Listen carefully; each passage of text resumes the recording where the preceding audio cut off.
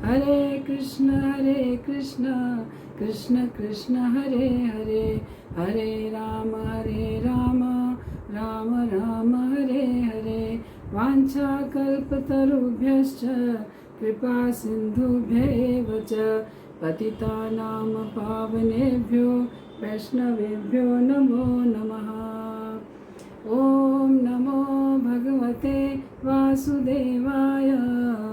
ॐ नमो भगवते वासुदेवाय।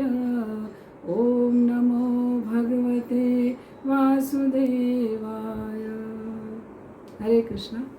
तो हम पिछले रविवार को भगवद गीता के दूसरे अध्याय के 40वें श्लोक तक हमने चर्चा की थी।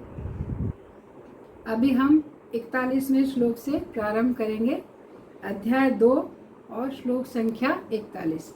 कृपया सभी दोहराइएगा। व्यवसायात्मिका बुद्धि एकेह कुरु नंदन, बहुशाखा ह्यनन्तश्च बुद्धयो व्यवसायिनाम। अनुवाद है, जो इस मार्ग पर चलते हैं वे प्रयोजन में दृढ़ रहते हैं और उनका लक्ष्य भी एक होता है। हे कुरुनंदन, जो दृढ़ प्रतिज्ञ नहीं है उनकी बुद्धि अनेक शाखाओं में विभक्त रहती है। तो भगवान इस श्लोक में अर्जुन के समक्ष उस बुद्धि का वर्णन कर रहे हैं जिस बुद्धि में कर्म बंधन से छूटने के लिए दृढ़ संकल्प होता है।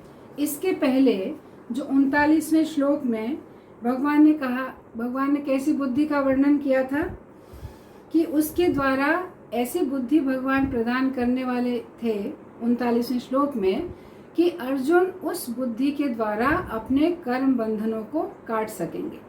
और उसके बाद 40वें श्लोक में भगवान ने उस बुद्धि की 3 विशेषताएं बतलाई थी। तो पहली विशेषताएं क्या बतलाई थी कि इस कार्य के आरंभ का कभी विनाश नहीं होता। कौन सा श्लोक था? नेहा भी क्रम नाशोस्ति, अर्थात जो भी कृष्ण भावनामृत में कार्य किया जाता है उस प्रारंभ का कभी भी नाश नहीं होता। दूसरा उसका विशेषता बतलाई थी कि इस कार्य का कोई विपरीत परिणाम नहीं होता। यदि वो कार्य अधूरा भी रह जाए तो उसका कोई विपरीत परिणाम नहीं होता। और तीसरी विशेषता बताई थी कि इस कार्य में थोड़ा सा भी अगर इसको किया जाए तो इससे क्या होता है? महान भय से रक्षा होती है। तो 40वें श्लोक में भगवान ने इस तरह से उस बुद्धि की विशेषताओं को अर्जुन से कहा था। अब ये जो 41वां श्लोक है इसमें भगवान बता रहे हैं कि जो व्यवसायत्मिका बुद्धि, 2 प्रकार के लोगों के बारे में भगवान यहाँ पर चर्चा करेंगे। एक तो वे लोग हैं जिनकी बुद्धि व्यवसायत्मिका है, अर्थात दृढ़ संकल्प वाली बुद्धि है। और दूसरे वे लोग हैं जो अव्यवसायी बुद्धि वाले हैं, जिनकी बुद्धि कैसे? अव्यवसायी है, अर्थात जो दृढ़ संकल्पी नहीं है, जिनकी बुद्धि स्थिर नहीं है। इस तरह 2 प्रकार के लोगों के बारे में भगवान अर्जुन को अपने विचार बताएंगे। तो यहाँ पर भगवान बताते हैं कि व्यवसायत्मिका बुद्धि एकेह कुरु नंदन, अर्थात ये जो बुद्धि है कैसी है? व्यवसायत्मिका जो बुद्धि है वो एक ही प्रकार की होती है, उसकी कई अलग अलग शाखाएं नहीं होती हैं। और व्यवसाय आत्मिका बुद्धि का अर्थ है, व्यवसाय मतलब दृढ़ संकल्प और आत्मिका मतलब आत्मा वाली, जिसकी बुद्धि कैसी है? अर्थात जिसकी आत्मा कैसी है? दृढ़ संकल्प वाली है, जिसकी आत्मा दृढ़ संकल्पित रहती है, जिसके संकल्प को कोई डिगा नहीं सकता। इस तरह की बुद्धि के बारे में भगवान चर्चा करेंगे। तो यहाँ पर चर्चा करते, मान लीजिए हम बुद्धि की तुलना किसी वृक्ष से करते हैं कि जैसे बुद्धि की तुलना यदि हम पेड़ से करें, और जो आत्मा है, आत्मा के कई नाम हैं, कई प्रकार से आत्मा को संबोधित किया गया है। यहाँ पर हम आत्मा को जीवात्मा के नाम से जानेंगे।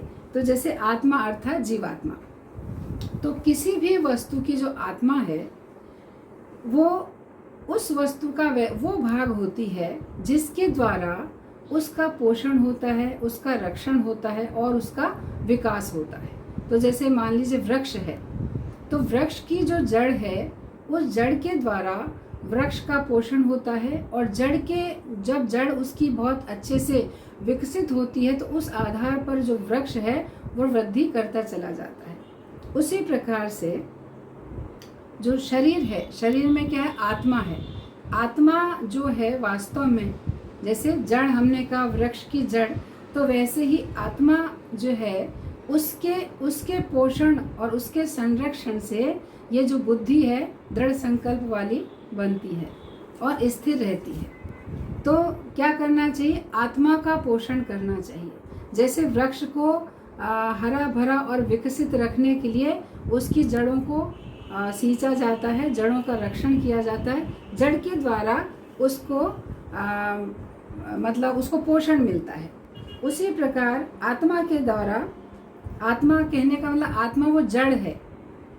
तो आत्मा को अगर हम उपेक्षा करेंगे, आत्मा का ध्यान नहीं देंगे, तो शरीर तो नश्वर है।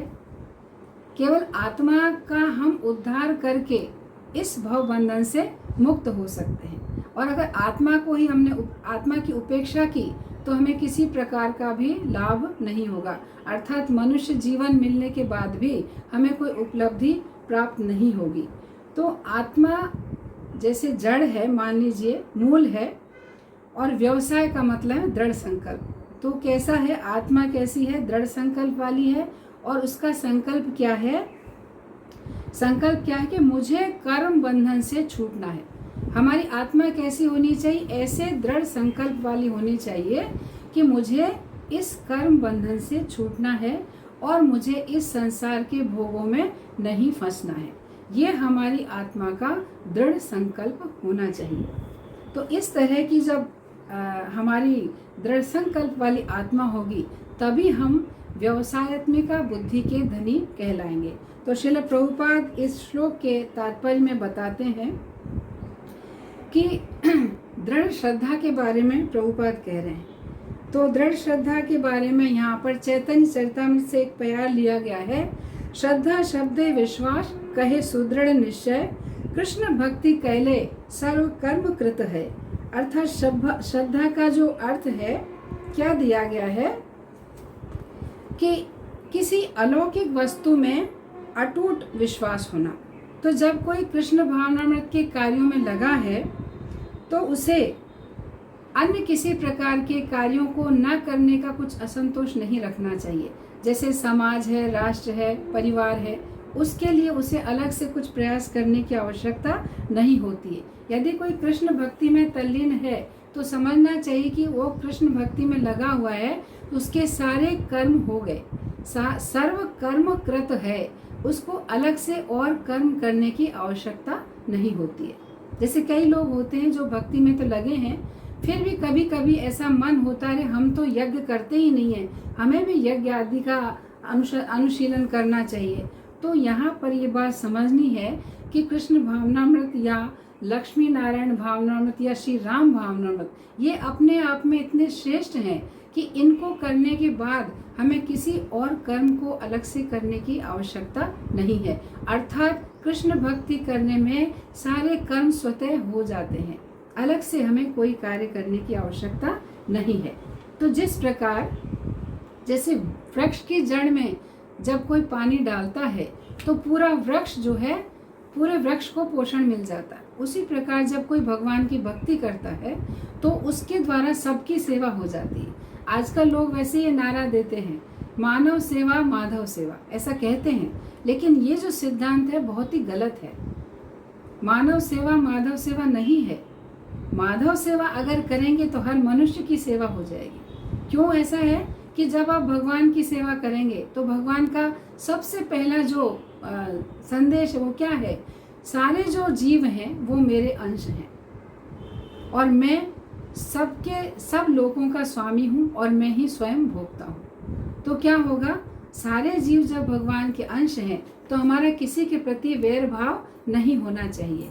और क्या होगा, जो कृष्ण भावनामृत व्यक्ति होगा उसका भाव कैसा होगा, वो व्यक्ति कैसा होता है, जो भी भक्त है भक्त का पहला लक्षण होता है, साधु का स्वभाव कैसा होता है, बहुत ही करुणा में होता है। संत हृदय नवनीत समाना, ऐसा कहा जाता है कि संतों का हृदय मक्खन से भी कोमल होता है। तो जो संत होते हैं पर दुखे दुखी होते हैं। और क्या कहते हैं, वैष्णव कौन कहलाता है, जो दूसरों की पीड़ को देखकर दुखी होता है या उनकी पीड़ा को दूर करने का प्रयास करता है। तो सबसे बड़ी पीड़ा क्या है, सबसे बड़ी पीड़ा यही है कि हर जीव अपने अज्ञान के कारण जन्म मृत्यु जरा व्याधि, जो 4 प्रकार के महान दुख हैं, उन दुखों में फंसा हुआ है। उन दुखों से मुक्त करना या मुक्त होना, ये सबसे बड़ा सुख और आनंद की बात है। तो इसलिए चैतन्य महाप्रभु के द्वारा यही सिद्धांत सबको दिया गया कि आप अगर भारत भूमि पे आपने जन्म लिया है तो आपका सबसे बड़ा जो कार्य है वो क्या है, परोपकार करना। और परोपकार कैसे है, हर जीव को आप कृष्ण भक्ति में लगाइए, हर जीव को कृष्ण के संबंध से जोड़िए, उनको सिखाइए कि तुम जो अपना भगवान के साथ संबंध भूल गए हो, उस संबंध को पुनः स्थापित करो। यही जो दृढ़ संकल्प वाली बुद्धि है, इस बुद्धि में स्थित रहना चाहिए। तो जब जड़, अगर पेड़ की जड़ पुष्ट होगी तो पेड़ क्या होगा, ऊपर बढ़ता चला जाएगा। बहुत ऊंचे ऊंचे होते हैं पेड़, तो कई पेड़ ऐसे होते हैं जिनकी कोई शाखाएं नहीं होती, सीधा सीधा वो एक ही दिशा में ऊपर बढ़ता रहता है। और कई ऐसी जो जिसकी कोई शाखा नहीं होती है, उनको, उनकी तुलना किन लोगों से की गई है, व्यवसायत्मिका बुद्धि वाले लोगों से, जिनकी बुद्धि कैसी, जिनकी आत्मा कैसी है, दृढ़ संकल्प वाली है। अर्थात उनका दृढ़ संकल्प क्या है कि मुझे इस जीवन में ही अपने आप को भव बंधन से मुक्त करना है, मुझे इस भौतिक जगत के जो रसास्वादन है उसमें फंसना नहीं है। ये उसकी दृढ़ संकल्प वाली बुद्धि होती है। तो यहाँ पर भगवान ने कहा व्यवसायत्मिका बुद्धि एक, मतलब ऐसी बुद्धि कैसी है, एक ही प्रकार की होती है। तो इस संसार में जो व्यवसायत्मिका बुद्धि है वो एक ही होती है। उसका उदाहरण हमने वृक्ष से कहा दिया है कि कई वृक्ष होते हैं जो अलग अलग शाखाओं में विभक्त नहीं होते। तो जब कोई कृष्ण भावनामृत के कार्य में व्यक्ति लगता है तो उसे समाज के कार्य, राष्ट्रीयता के कार्य या अन्य किसी कार्यों में उसे बंधने की आवश्यकता नहीं होती है। अर्थात वो कृष्ण भक्ति करता है, उसी में उसके सारे कार्य आ जाते हैं, क्योंकि कृष्ण भक्ति अपने आप में बहुत बड़ा परोपकार है। जो कोई भक्त बनता है उसका मुख्य उद्देश्य स्वयं तो अपना उद्धार करना है ही, लेकिन उसका सबसे बड़ा कर्तव्य ये भी होता है वो अन्य लोगों को भी इस मार्ग पर लगाए और उन्हें इस भक्ति के मार्ग के बारे में प्रशिक्षण दे और उन्हें बताए कि आपका भगवान श्री कृष्ण के साथ क्या संबंध है। तो इस तरह से जो एक ही दिशा में जिसकी बुद्धि है, अर्थात जिसकी दृढ़ संकल्प वाली बुद्धि है, उस व्यक्ति के बारे में भगवान ऐसा वर्णन कर रहे हैं। तो यहाँ पर श्रील प्रभुपाद का जो जीवन चरित्र है उसके बारे में हम थोड़ा सा प्रकाश डालेंगे। जब प्रभुपाद ने जब विदेश नहीं गए थे प्रभुपाद और भारत में ही रह रहे थे दिल्ली में, तब प्रभुपाद ने पुस्तक निकाली भगवत दर्शन, जो आज भी बहुत ही बड़ी तादाद में छपती है और उसका वितरण होता है। तो वो उस समय जब पुस्तक निकाली थी तो प्रभुपाद स्वयं ही पेपर भी लेने जाते थे, स्वयं ही उस पुस्तक को टाइप करते थे, उसका प्रूफ रीडिंग करते थे, छपवाते थे और स्वयं ही उसका वितरण किया करते थे। उस समय प्रभुपाद के पास समय का भी अभाव था और धन का भी बहुत अभाव था। जब वो दिल्ली में जिस प्रिंटर के पास किताबों का छपाई कराने जाते थे, वो उनसे बहुत बार कहते थे, कई बार प्रभुपाद प्रसाद भी नहीं ग्रहण कर पाते थे क्योंकि धन और समय दोनों का अभाव था। इतना कष्ट करके प्रभुपाद ने इस कृष्ण भावनामृत आंदोलन को फैलाया था। किसके लिए? हम सभी जीवों के लिए। तो जब प्रभुपाद को वो जो प्रिंटर था वो कहता था कि स्वामी जी आपको तो इससे कोई लाभ नहीं मिल रहा है, आप क्यों इतना कष्ट कर रहे हैं? आप देखिए प्रसाद भी नहीं लेते, आपके स्वास्थ्य पर भी असर होता है, आप क्यों इतनी मेहनत करते हैं? तो प्रभुपाद कहते हैं कि यही मेरे, ये जो परिश्रम मैं कर रहा हूँ ना, यही मेरे जीवन का उद्देश्य है, यही मेरे जीवन का लक्ष्य है। तो प्रभुपाद जब अपने गुरु महाराज से मिले थे सन 1922 में, तो उस समय जब वो उनके गुरु नहीं बने थे भक्ति सिद्धांत सरस्वती ठाकुर, लेकिन उन्होंने तभी उन्हें आदेश दिया था कि आप बहुत अच्छी तरह से अंग्रेजी बोलते हैं, आप युवा हैं, तो आप ऐसा करिए पाश्चात्य देश में जाकर कृष्ण भावनामृत का प्रसार कीजिए। तो उस समय एक जो आदेश उन्हें मिला, उसी आदेश को उन्होंने जीवन भर अपने हृदय में संजो के रखा और उस आदेश की पूर्ति के लिए अपना पूरा जीवन समर्पित किया। और 70 वर्ष तक जब वो भारत में रहे तो उन्होंने उस अपने गुरु के आदेश का पालन करने के लिए पूरी तैयारी की और 70 वर्ष के बाद विदेश में जाकर उन्होंने कृष्ण भावनामृत का प्रचार प्रसार किया। तो इस तरह से हम यहाँ देख सकते हैं कि प्रभुपाद की जो बुद्धि थी एक ही दिशा में थी, उनका उद्देश्य यही था गुरु और श्री कृष्ण को प्रसन्न करना, उनके जीवन का एकमात्र उद्देश्य था और उन्होंने अपनी पूरी शक्ति और सामर्थ्य को इसी दिशा में लगाया। तो यहाँ इस उदाहरण से भी हम समझ सकते हैं कि जो व्यवसायी बुद्धि की बात भगवान कह रहे हैं तो उसका तात्पर्य क्या है कि उसकी जो बुद्धि है दृढ़ संकल्प वाली हो। कितनी भी कठिनाइयाँ जीवन में आई लेकिन उन्होंने अपने जो उद्देश्य को, अपने लक्ष्य को कभी परिवर्तित नहीं किया। और ये जो बात है इसके लिए आगे शास्त्र में भी इसका वर्णन आता है कि यदि हम अपनी बुद्धि से जीवन के लक्ष्य का विचार करें तो मतलब हमारी बुद्धि में जीवन का लक्ष्य क्या होना चाहिए उस पर भी हम विचार करें तो सब शास्त्रों से यही निष्कर्ष आता है कि भगवान श्री कृष्ण को प्रसन्न करने के अतिरिक्त जीवन का अन्य कोई और लक्ष्य नहीं है। और शास्त्रों का वचन भी है, संसारेस्मिन् महाघोरे जन्म मृत्यु समाकुले पूजनम वासुदेवस्य तर्कवादिभिः स्मृतम। मतलब जो तर्कवादी हैं, जो तर्क करने वाले लोग हैं, वो भी इस बात से सहमत हैं कि ये जो संसार है, महाभयानक संसार जो है, जन्म मृत्यु के कारण सभी जीवात्मा इसमें बहुत व्याकुल हो रही हैं। तो अब जीवन का एकमात्र जो कार्य है वो क्या है, भगवान श्री कृष्ण का पूजन करना और उन्हें अपने आप को समर्पित कर देना। और देखिए जैसे भगवान का कोई भक्त होता है, भगवान अपने भक्तों की भी परीक्षा लेते हैं। ऐसा नहीं है कि भक्तों को छूट है, नहीं, भक्तों की भी भगवान परीक्षा लेते हैं देखने के लिए कि इनकी जो आत्मा है कितनी दृढ़ संकल्प वाली है। तो इस तरह से वर्णन आता है, जैसे चैतन्य चरितामृत में ही वर्णन आता है नामाचार्य श्री हरिदास ठाकुर जिनके बारे में। तो वास्तव में दो ही कारण होते हैं जिसके कारण व्यक्ति अपने लक्ष्य से भटक सकता है। एक तो कारण होता है कि जीवन में कुछ ऐसी कठिनाइयाँ या कुछ ऐसी विपरीत परिस्थितियाँ उत्पन्न हों जिनकी वजह से व्यक्ति हताश होकर अपने जो लक्ष्य से भटक सकता है, छोड़ देता उसको। और दूसरा होता है कि कोई प्रलोभन इस तरह की उन्हें प्राप्त हो जाए तो प्रलोभन में आकर भी अपने लक्ष्य से वो व्यक्ति भटक सकता है। तो यहाँ पर हरिदास ठाकुर के दोनों ही उदाहरण ऐसे हैं जिनके द्वारा हमें शिक्षा प्राप्त करनी चाहिए। जैसे हरिदास ठाकुर का जन्म यवन परिवार में हुआ था और उस समय जो वहाँ के मुस्लिम शासक था रामचंद्र खान, वो हरिदास ठाकुर के ऊपर प्रतिबंध लगाता था कि भाई तुम यवन होकर हरे कृष्ण महामंत्र का जप करते हो, कृष्ण भावनामृत में हो, तो ये तुमको नहीं करना चाहिए। तो ऐसा अपने जो अनुयायी रहते हैं उनके द्वारा उनको बहुत प्रताड़ित भी करता है। और एक बार जो अभी कलकत्ता में जो जगह है 22 बाजार के नाम से जो जानी जाती है, वहाँ पर हरिदास ठाकुर को उसके जो अनुयायी थे रामचंद्र खान के, उन्होंने बहुत उनको कोड़ों से उनकी बहुत पिटाई की थी और उनसे कहा था कि तुमको हम मृत्यु दंड देंगे, तुम हरि नाम लेना बंद करो। और हरिदास ठाकुर रोजाना 3 लाख नाम लिया करते थे, उनका नियम था, संकल्प था। तो हरिदास ठाकुर एक बंगला चैतन्य चरितामृत में प्यार है कि खंड खंड है देह यदि जाए प्राण तबहु न छाड़ी वदने हरि नाम।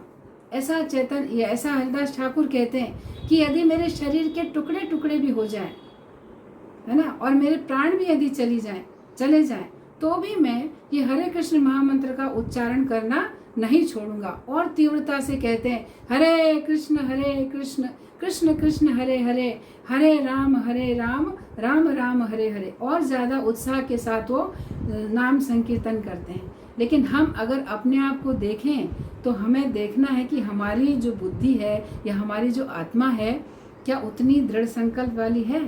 पता नहीं, हमारे सामने कोई तमंचा तान दे, कहे बंद करो ये माला वाला, तो मालूम नहीं हम शायद माला रख देंगे, है ना। हो सकता है हम मृत्यु से भयभीत होकर रख दें कि भाई जान बख्शो। लेकिन हरिदास ठाकुर का एक तो ये उदाहरण है कि इतनी कठिनाइयाँ उनके जीवन में आने के बाद भी उन्होंने भगवान नाम का उच्चारण या भगवान की भक्ति से वो विमुख नहीं हुए। फिर जब इस तरह से वो नहीं विजयी हो पाया रामचंद्र खान, तो उसने फिर युक्ति लगाई कि इन्हें फिर पथभ्रष्ट करना चाहिए। एक बहुत सुंदर वेश्या को वे हायर मतलब उसको पैसा देते हैं और उसको कहते हैं कि जाओ तुम और हरिदास ठाकुर को पथभ्रष्ट करो। तो वेश्या जो है हरिदास ठाकुर के पास आती है और वो कहती है, उससे प्रणय निवेदन करती है। हरिदास ठाकुर कहते हैं कि देवी आप बैठिए, क्योंकि मेरा अभी संकल्प पूर्ण नहीं हुआ है। मैंने संकल्प लिया है जो हरिनाम का जप करने का, तो जब तक मेरा संकल्प पूर्ण होता है आपको इंतजार करना होगा। आप बैठो, जैसे मेरा संकल्प पूर्ण होगा मैं आपकी सेवा में उपस्थित होऊंगा।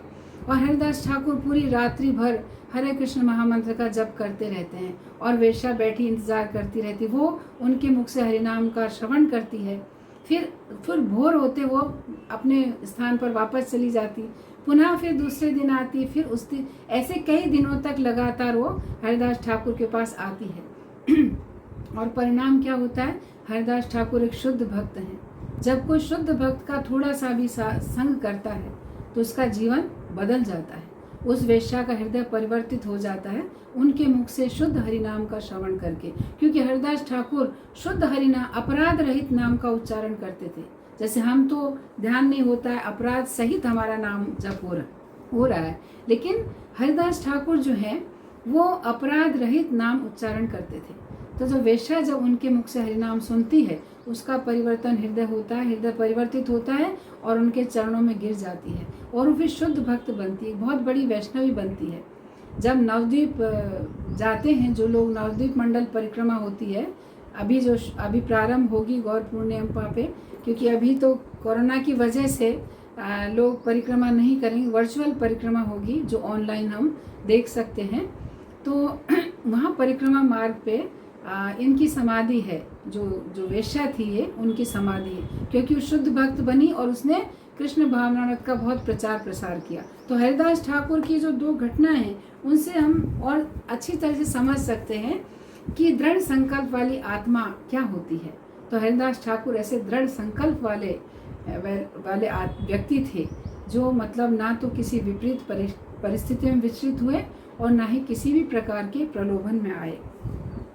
और आगे वर्णन आता है जो गौड़िया वैष्णव परंपरा है उसमें आचार्य हुए श्री विश्वनाथ चक्रवर्ती ठाकुर, जो इस श्लोक ये जो श्लोक है व्यवसायत्मिका बुद्धि वाला, इस श्लोक पर टीका लिखते हुए क्या कहते हैं कि इस भक्ति योग में व्यवसायत्मिका बुद्धि एक ही है। और वो क्या है, उनका क्या कहना है कि मेरे गुरुदेव ने श्री भगवान के श्रवण कीर्तन स्मरण आदि का जो उपदेश दिया है यही मेरा जीवन है।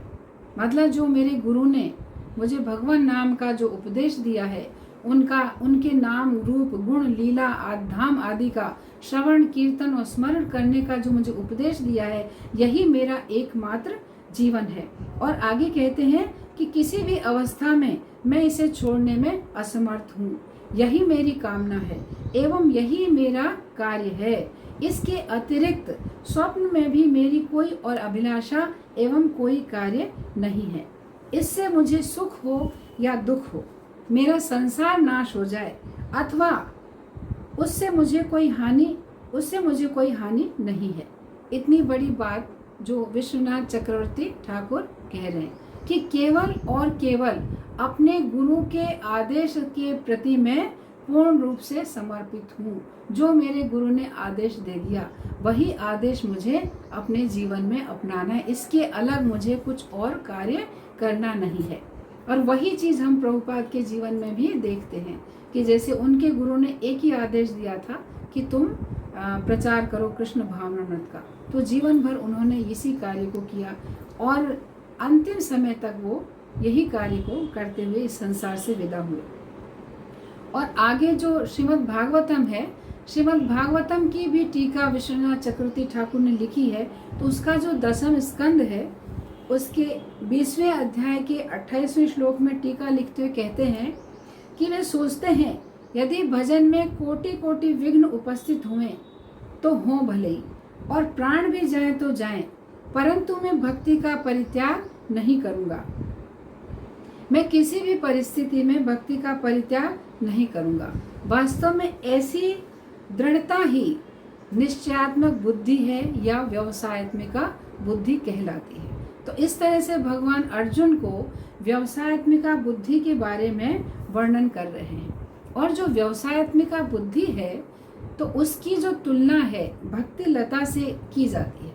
जैसे भक्ति की जो लता होती है, तो भगवान यहाँ पर कहते हैं कि जैसे व्यवसायत्मिका बुद्धि की कोई शाखा नहीं होती है, कोई भी अन्य शाखा नहीं होती है, इस प्रकार जो व्यवसायत्मिका बुद्धि है उसको भक्ति लता का नाम इसीलिए दे रहे हैं क्योंकि भक्ति लता की भी कोई शाखा नहीं होती।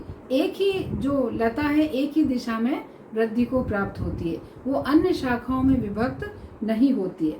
तो ये जो भक्ति लता है उसका बीज हर जीव के हृदय में है, हर जीवात्मा के हृदय में भक्ति लता का बीज है, लेकिन वो सुप्त अवस्था में है, वो जागृत नहीं है। तो जागृत जब कैसे जागृत होता है? जब वो जीव भक्तों के संग में रहना प्रारंभ करता है। तो भक्तों के संग में रहने से धीरे धीरे श्रद्धा का विकास होता है। जब श्रद्धा बढ़ती है फिर क्या होता है? भगवान के नाम रूप गुण लीला हरिनाम का, कृष्ण कथा कृष्ण कीर्तन रूपी जल का जब उस भक्ति लता बीज पर सिंचन होता है, तो उस सिंचन से क्या होता है?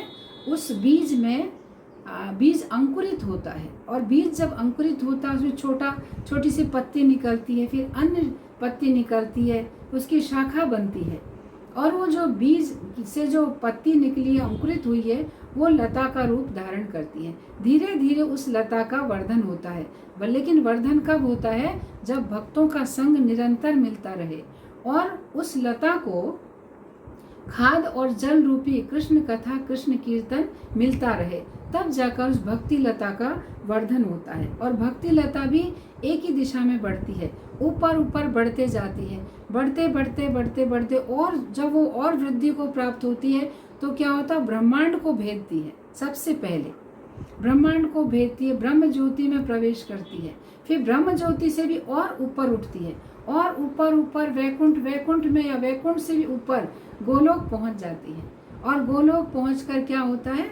भगवान के जो श्री चरण कमल हैं उनमें जाकर वो लिपट जाती है, मतलब भगवान के चरण कमलों का आश्रय लेती है। तो कैसा होता है? जो शुद्ध भक्त होता है, जो इस भौतिक जगत में भक्ति कर रहा है, लेकिन उसकी भक्ति कैसी है? व्यवसायत्मिका बुद्धि वाली भक्ति है।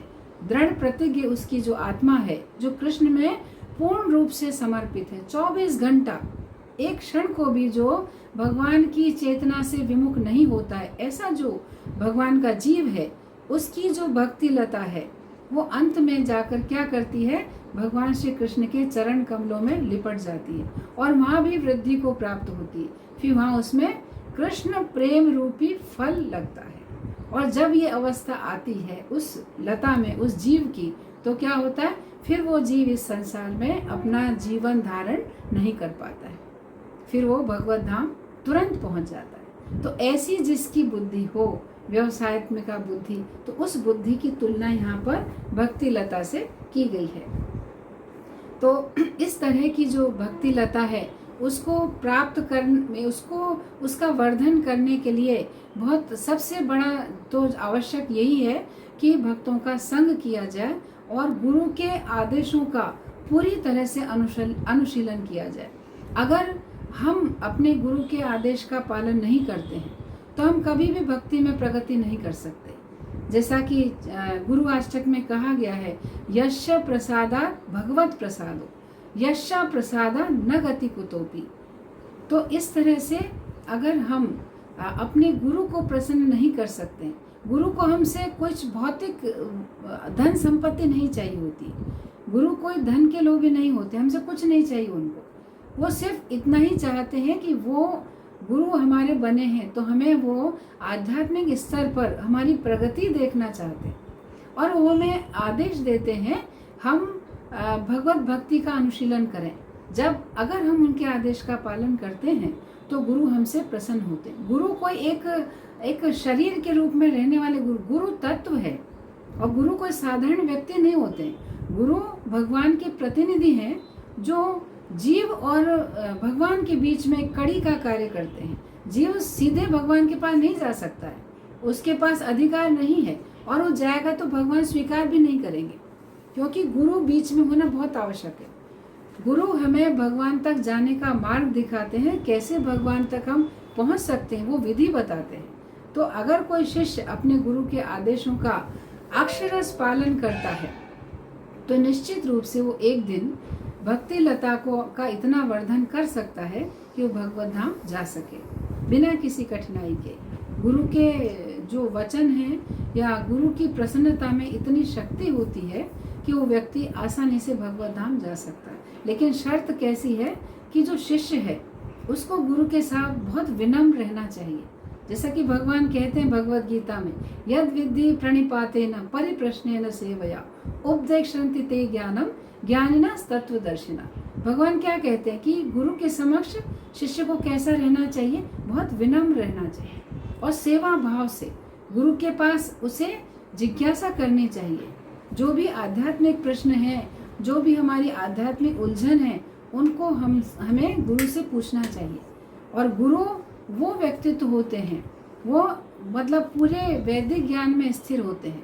वो उनकी कृपा से जो ऐसा विनम्र बुद्धि वाला जो शिष्य है, जो अपने गुरु में समर्पित है पूरी तरह से, तो गुरु की कृपा से समस्त वेदों का जो ज्ञान है उसके हृदय में प्रकाशित हो जाता है।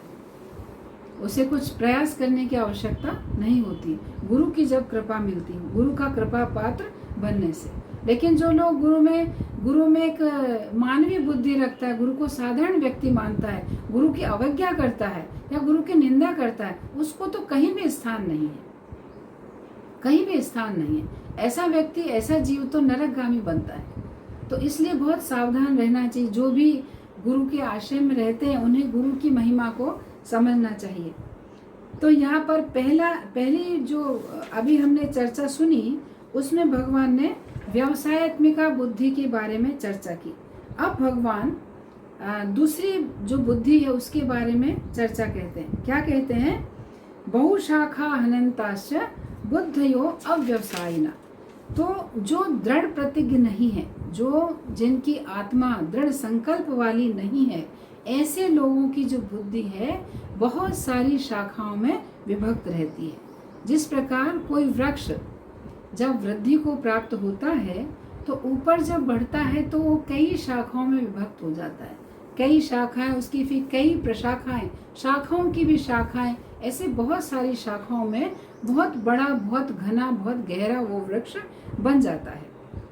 तो इस तरह का जो वृक्ष बनता है उसकी तुलना इस अव्यवसायिकात्मक बुद्धि वाले व्यक्ति से की जा रही है। तो ऐसे व्यक्ति की जो बुद्धि है बहुत सारी शाखाओं में विभक्त हो जाती है। बहुत सारी शाखाओं में विभक्त होने का मतलब वो इतनी सारी इंद्रिय तृप्तियों के बीच में इंद्रिय तृप्तियों के प्रति आकृष्ट हो जाता है, जो भौतिक इच्छाएं हैं। तो जैसे शाखा और फिर प्रशाखा होती वृक्ष की, तो बहुत सारी शाखाओं में वृक्ष विभक्त होता है। उसी तरह से जो भौतिक भोग करने की प्रवृत्ति रखने वाला जो व्यक्ति होता है, ऐसा जो अव्यवसायिकात्मक जिसकी बुद्धि है, उसकी बुद्धि बहुत सारी शाखाओं में विभक्त हो जाती है। और वो क्या करता है, इंद्रिय तृप्ति की उसकी जो शाखा है, इंद्रिय तृप्ति की अनेक इच्छाओं में, और उसकी इच्छाएं कैसी होती है, अनंत इच्छाएं, इतनी सारी उसकी इच्छाएं, एक इच्छा पूरी नहीं हुई कि और 4 इच्छाएं उसकी तैयार रहती। तो बहुत सारी इच्छाओं को वो विस्तारित करता रहता है। और ऐसी इच्छा वालों के लिए तो कहते हैं कि उसका जो वृक्ष है, उस वृक्ष की तुलना फिर वट वृक्ष से की जाती है, क्योंकि वट वृक्ष की जो जड़ें हैं वो बहुत गहरी होती हैं, बहुत दूर दूर तक फैली होती हैं और बहुत विशाल होता है वट वृक्ष। तो ऐसे जीवों की जो इंद्रिय तृप्ति की इच्छा है वो बहुत विशाल रूप धारण कर देती, जिनको काटना बहुत कठिन होता है। और ऐसी इच्छा उत्पन्न करने से क्या होता है, ऐसे जीवों का जो जीवन है बहुत जटिल हो जाता है। जटिल मतलब बहुत कठिनाइयों से युक्त हो जाता है, बहुत कठिनाइयों से और तनाव से पूर्ण होता है उसका जीवन। जितनी ज़्यादा इच्छाएं होंगी भोगने की, उतनी ज़्यादा कठिनाइयाँ, उतना ही तनाव, उतना ही मन जो है बेचैन रहता है फिर। तो इस तरह के व्यक्तियों का ऐसा हर्ष होता है या ऐसा उनका परिणाम निकलता है कि उन्हें कभी भी शांति प्राप्त नहीं हो पाती है। तो यदि कोई व्यक्ति ऐसा सोचता है कि वो इस संसार के अनेक व्यक्तियों की शरण लेता है, जैसे ऐसी इच्छाओं वाले व्यक्ति जो होते हैं, जिनकी बहुत सारी इच्छाएं होती हैं, वो क्या करते हैं, अन्य देवताओं की शरण लेते हैं। कामा सहते हित ज्ञाना प्रपद्यन्ते अन्य देवता। जिनकी जो बुद्धि है वह भौतिक कामनाओं की वजह से आच्छादित हो चुकी है, यानी ज्ञान जो है उनका वो ढक चुका है। किसकी वजह से, भौतिक इच्छाओं की वजह से। तो जब भौतिक इच्छाओं की वजह से ज्ञान ढक चुका है तो अज्ञानवश वो लोग क्या करते हैं, अन्य देवताओं की शरण ग्रहण करते हैं। क्यों शरण ग्रहण करते हैं, क्योंकि उनसे वो वरदान प्राप्त करना चाहते हैं अपनी इच्छाओं को पूर्ण करने के लिए, भोगने के लिए वो और साधन चाहते हैं, इसलिए वो अन्य देवताओं की शरण ग्रहण करते हैं। लेकिन अगर कोई व्यक्ति ये सोचे कि मैं अन्य देवताओं की शरण ग्रहण कर लूं, किसी व्यक्ति की भी शरण ग्रहण कर लूं, तो इस सिद्धांत को भगवान श्री कृष्ण स्वीकार नहीं करते। उनका आदेश एक ही है, माम एकम शरणम व्रज। भगवान कब सहयोग करते हैं, जब कोई भगवान की पूर्ण रूप से शरण ग्रहण करता है। अन्य शरण ग्रहण करने पर भगवान उसको उस तरह से लाभान्वित नहीं करते हैं। मतलब भगवान की शरणागत होना मतलब सब प्रकार के बंधनों से मुक्त हो जाना, इस जन्म मृत्यु जरा व्याधि के बंधन से मुक्त हो जाना। और ये तभी संभव है जब जीव केवल और केवल श्री कृष्ण की शरण ग्रहण करता है। तो आगे चर्चा करते हैं कि जो मनुष्य जीवन है, इसकी जो व्यवसाय वाली बात है, एक व्यापारी व्यक्ति जिसे व्यवसायत्मिका बुद्धि की बात है, तो कैसा होना चाहिए, व्यापारी व्यक्ति कैसा होता है, वो अपने लाभ की तरह है, लाभ के प्रति ही सचेत रहता है ना। वो कोई इस तरह का कार्य नहीं करना चाहता जिससे उसके व्यापार में कुछ घाटा हो या उसको लाभ ना मिले। तो यहाँ पर भी जो व्यवसायी और अव्यवसायी दो प्रकार के व्यक्तियों की चर्चा है। तो व्यवसायी वो व्यक्ति है जिसको व्यापार का पूरा अनुभव है कि व्यापार को किस तरह से किया जाए, उसे सिर्फ लाभ हो, हानि से बच सके। और जो अव्यवसायी व्यक्ति है, उसका मतलब है कि जिसे व्यापार का कोई ज्ञान नहीं है या व्यापार के दृष्टि में उसका जो ज्ञान है वो शून्य है। तो जो व्यवसायी व्यक्ति है उसकी बुद्धि कैसी, वो जानता है कि जैसे हम अगर मान लीजिए मनुष्य जीवन है, तो मान लीजिए मनुष्य जीवन एक कार है, मान लो कार के रूप में हमें ये मनुष्य जीवन मिला है। तो जो व्यवसायी व्यक्ति है वो क्या करेगा, इस मनुष्य जीवन रूपी कार का इस प्रकार से प्रयोग करेगा कि क्या करेगा, अपने जीवन में कृष्ण प्रेम रूपी धन को एकत्र करेगा। केवल इस मनुष्य रूपी कार को कैसे प्रयोग करेगा, इसके द्वारा उसे कृष्ण प्रेम रूपी धन की प्राप्ति हो। लेकिन जो व्यवसायी नहीं है, अर्थात जिसे व्यापार का अनुभव नहीं है, वो इस कार का प्रयोग कैसे करेगा, विषय भोगों में करेगा। और क्या होगा, और ज़्यादा वो अपने आप को भौतिक बंधनों में बांधता चला जाएगा और अपने जीवन को और ज़्यादा कठिनाई में डालेगा। तो वो क्योंकि ऐसे लोगों की बुद्धि में कृष्ण प्रेम रूपी धन की कोई स्थान नहीं है। वो लोग सिर्फ भोगने में ही विश्वास रखते हैं कि मनुष्य जीवन मिला है तो क्या करें, इंद्रिय भोग करें, है ना। कई लोग कहते हैं खाओ पियो मौज करो, कल किसने देखा है ना। कई कई लोग तो कभी सुना ऐसे लोगों के मुख से कि कई लोगों के मुख से ऐसे भी चर्चा सुनने को मिली कि अरे मरेंगे वहाँ पूछेंगे तुमको मनुष्य शरीर मिला था, तुमने नशा पान नहीं किया, क्या फायदा फिर, तुम्हें किस लिए मनुष्य शरीर दिया था। तो सोचिए कि किस तरह की बुद्धि होती है लोगों की। तो इस तरह से जो लोग ऐसी बुद्धि के धनी हैं, उनके प्रति जो भी लोग कृष्ण भावनामृत में हैं, उन्हें उनके प्रति करुणा का भाव रखना चाहिए। ऐसे लोगों के प्रति करुणाशील होना चाहिए और उन्हें कृष्ण भावनामृत में लाने का प्रयास करना चाहिए। और अगर हम नहीं ला पाते हैं, अगर हमारी उतनी सामर्थ्य नहीं है, तो हमें उन्हें कह सकते हैं आप इन भक्तों से मिलिए, उन्हें भक्तों से जोड़ सकते हैं, मंदिर आने के लिए कह सकते हैं, प्रभुपाद के ग्रंथ पढ़ने के लिए कह सकते हैं, ताकि वो इस तरह से पढ़कर अपना कल्याण कर सकें। ये हृदय हमारे हृदय में इस तरह से उनके लिए संवेदना होनी चाहिए। तो जो व्यक्ति अपने जो मनुष्य रूपी जो ये शरीर प्राप्त हुआ है, इसका दुरुपयोग करता है या अपने गुरु के आदेशों का पालन नहीं करता है, तो उसकी क्या स्थितियां होती हैं। तो यहाँ पर एक दृष्टांत है एक गीता पाठी शिष्य के बारे में। एक बार एक शिष्य थे, तो उनके गुरु ने उन्हें आदेश दिया कि आप क्या करो, नियमित रूप से रोज पूरी भगवत गीता का अध्ययन करो, मतलब रोजाना तुमको पूरी भगवत गीता पढ़नी है। वो अपने गुरु के आदेश से नित्य जो है भगवत गीता का पठन उन्होंने प्रारंभ किया। तो पठन करते करते पता चला कि जो उनकी भगवत गीता है उसको चूहे ने जगह जगह से काट दिया है, रुक उतरने का काम उसका चालू है। तो सोचते हैं कि चलो ये चूहा तो मेरी भगवत गीता को काट रहा, कुछ उपाय करना होगा। उन्होंने फिर एक बिल्ली पाली। तो उनकी जो बुद्धि थी, तो जैसे भगवत गीता पढ़ने में बुद्धि लगाई उनके गुरु ने, उनकी बुद्धि विभक्त हुई बिल्ली को पालने में। फिर जब बिल्ली पाली और बिल्ली भूख से जब म्याऊं म्याऊं करने लगी पूरे दिन घर में, तो फिर उसने सोचा इसके लिए तो कुछ उपाय करना होगा। फिर उन्होंने गाय पाल ली। तो बिल्ली से विभक्त हुई, फिर गाय में विभक्त हो गई। अब गाय पाली तो काम बढ़ गया, तो फिर क्या करें, विवाह कर लिया जाए। विवाह कर लेते हैं, पत्नी आ जाती घर में। आज जब पत्नी आती है तो सोचते हैं अब भरण पोषण कैसे होगा, कुछ तो कार्य करना होगा। फिर नौकरी करते हैं, तो नौकरी कर ली। तो इस तरह से क्या हुआ, अपनी बुद्धि को बहुत शाखाओं में विभक्त कर लिया। तो यहाँ पर इस दृष्टांत में कहा जाता है कि इस कथा से निष्कर्ष निकलता है कि शिष्य को अपने गुरु के आदेश के तहत कार्य करना चाहिए, गुरु से निर्देश लेते रहना चाहिए। जैसे उन्होंने भगवत गीता पढ़ने का निर्देश दिया, तो जब कोई समस्या है तो गुरु के पास जाना चाहिए था ना, कि गुरु जी मैं क्या करूं, चूहे भगवत गीता को काट रहे हैं, आप बताइए क्या उपाय है। गुरुजी नहीं कहते थे बिल्ली पाल लो, गाय पाल लो, शादी कर लो, नौकरी कर लो, ये गुरुजी आदेश नहीं देते थे।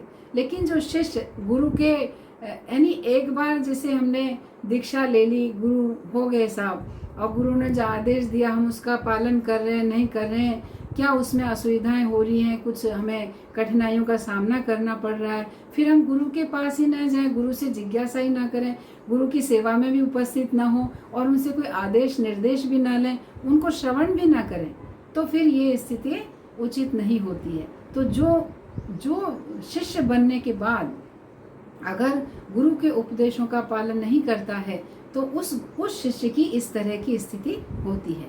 तो प्रभुपाद कहते हैं यहाँ पर कि इस श्लोक के तात्पर्य में प्रभुपाद लिखते हैं कि कृष्ण भावनामृत में सेवा समर्थ जो है, जो कृष्ण भावनामृत में जो सेवा करते हैं हम, वो सेवा हम समर्थ गुरु के निर्देशन में ही कर सकते हैं। तो जैसे हमको कृष्ण भावनामृत में सेवा बताई गई, लेकिन सेवा हम अपने गुरु के निर्देश में ही हमें सेवा करनी चाहिए, उनके संरक्षण में रहकर हम सेवा कर सकते हैं, क्योंकि गुरु भगवान का प्रतिनिधि होता है और गुरु जो है अपने शिष्य को जानता है, क्योंकि वो गुरु है, एक साधारण व्यक्ति नहीं है।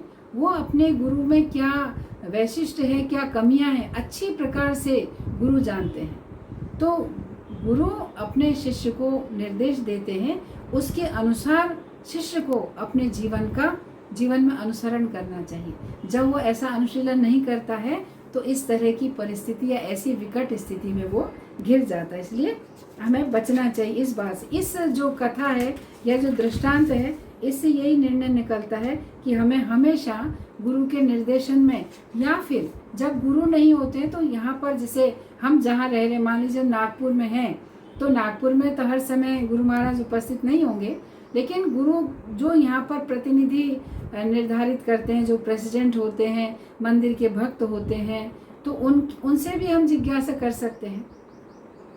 तो इस तरह से हमेशा गुरु के मार्ग निर्देशन में ही शिष्य को रहना चाहिए।